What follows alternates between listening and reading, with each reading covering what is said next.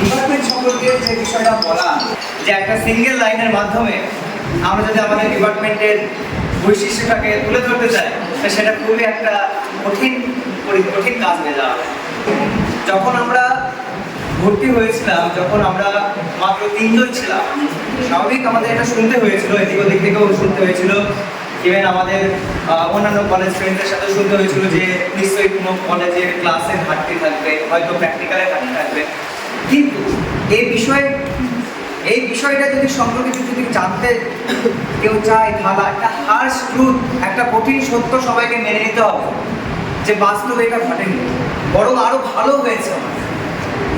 আমাদের প্রতিনিয়ত প্রত্যেকটা ক্লাস ভালো মতো হয়েছে, প্রত্যেকটা প্র্যাকটিক্যাল ভালো মতো হয়েছে, এবং সব থেকে প্রয়োজন যেটা গাইডেন্স, আমরা যে গাইডেন্সটা পেয়েছি সেটা সত্যি তুলনামূলক নয়। আর কি আজ আমরা এমন একটা পর্যায়ে, তো 31 জুলাই আমাদের স্টুডেন্ট হিসেবে যা কার্যপ্রণালী তা আমরা শেষ করেছি, তবু যেন মনে হচ্ছে না যে আমরা খুব একটা কঠিন সময়ের মধ্যে দিয়ে চলে গেছি। এমন কোনো ফিলিংস, আমাদের অনুভূতি, এমন কোনো অনুভূতি আসছে না ভিতরে যে একটা কঠিন ঝামেলা একটা গেছে, কলেজের একটা ঝামেলা গেছে, এরকম কোনো কিছু মাথায় আসছে না। যেহেতু এটা মাথায় না আসার একটাই কারণ আমরা পরিবার ছিলাম, আমরা ফিজিক্স ফ্যামিলি, আমরা একটা পরিবার। তো সেটাই বারবার মাথায় ঘোরা নাড়ে যে আমরা কোনোদিনই কঠিন সময়ের মধ্যে দিয়ে যাইনি। ইভেন আমরা ফিজিক্স অনার যথেষ্ট একটা টাফ বিষয়ের মধ্যে দিয়ে সাফার করেছি, তবু সেটা আমাদের কোনোদিনই মনে হয়নি। আমাদের গার্জিয়ানস অর্থাৎ আমাদের প্রফেসর তারা কোনোদিন আমাদের এটা অনুভব করতে দেয়নি, অনুভব করার সুযোগ দেয়নি। তো ওনারা আমাদের প্রফেসর এরকম বেশি গার্জিয়ান, বেশি ফিজিক্স গার্জিয়ান এটাকে বলা চলে। তো ইতিমধ্যে খুব বেশি আনন্দ উৎফুল্ল করে নেই যে আমরা পাস আউট হয়ে যাচ্ছি, এটা নেই ভিতরে। যেন আমরা মনে হচ্ছে যে আমরা কিছু মিস করে যাচ্ছি, কিছু একটা রেখে যাচ্ছি। তবুও মনের ভেতরে যেমনটা গাথা, পরিমাণে একটা পরিবারের জন্য যেমন একটা ভালোবাসা থাকে নিজ নিজ পরিবারের জন্য, তো সেটা হচ্ছে আলাদা কিছু, এটা নয়। আমাদের ফিজিক্স ডিপার্টমেন্টের যে ভালোবাসা, ফিজিক্স ডিপার্টমেন্টের প্রতি যে ভালোবাসা, সেটাও আমাদের পরিবারের মতোই একই। তো আমরা এটা কোনোদিনও হারাতে চাই না, হারাতে চাই। আর আমরা সবসময় চেষ্টা করবো যে আপনারা যেভাবে আপনাদের নিপুণ হাতের কারিগরিতায় আমাদের গড়ে তুলতে চেয়েছে, সেইভাবেই নিজেকে প্রতিষ্ঠিত করা।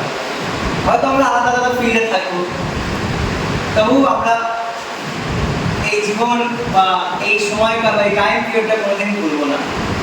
টাইম পিরিয়ডটা খুবই একটা অ্যাডভেঞ্চারমূলক, খুবই একটা অনেক অভিজ্ঞতামূলক। তো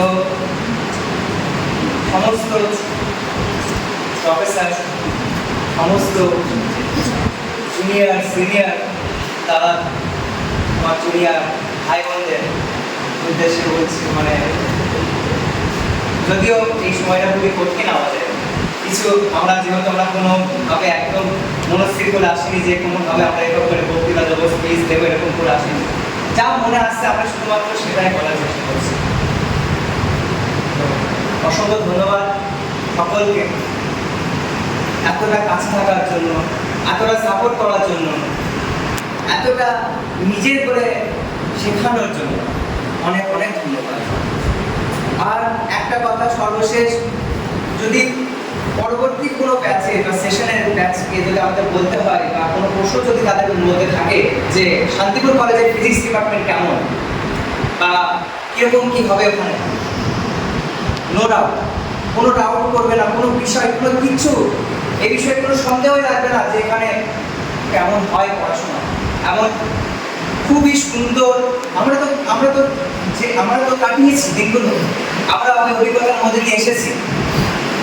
তো এই বিষয়ে কোনো যেন কেউ ডাউট না রাখে। তুমি যদি ফিজিক্স পছন্দ করো, তোমার যদি শান্তিপুর কলেজে তোমার বিষয়ে কোনো সংশয় থাকে, যে সেই বিষয়ে সংশয় যেন না রাখে, কারণ এটা শ্রেণীকক্ষ কম, পরিবারটা বেশি, নিজেকে শেখাতে তোমাকে বাধ্য করে, অনেক সহজ সরল ভাষায় শেখাতে তোমাকে বাধ্য করে। তো এটাই আমার পরবর্তী ব্যাচদের জন্য, পরবর্তী যারা সেশনের স্টুডেন্ট তাদের একটা ক্লারিফিকেশন রাখার জন্য এটা বলা, যে অবশ্য করেই তারা যেন শান্তিপুর কলেজের ফিজিক্স ডিপার্টমেন্ট বিষয়ে কোনো ডাউট না রাখে। যে কোনো ক্ষেত্রে ক্লাস, থিওরি, প্র্যাকটিক্যাল, যে কোনো বিষয়ে কোনো যেন তারা সন্দেহ প্রকাশ না করে, এটাই একটা বিনীত আবেদন তাদের কাছে। তো এই বলে আমার বক্তৃতা শেষ করছি। তো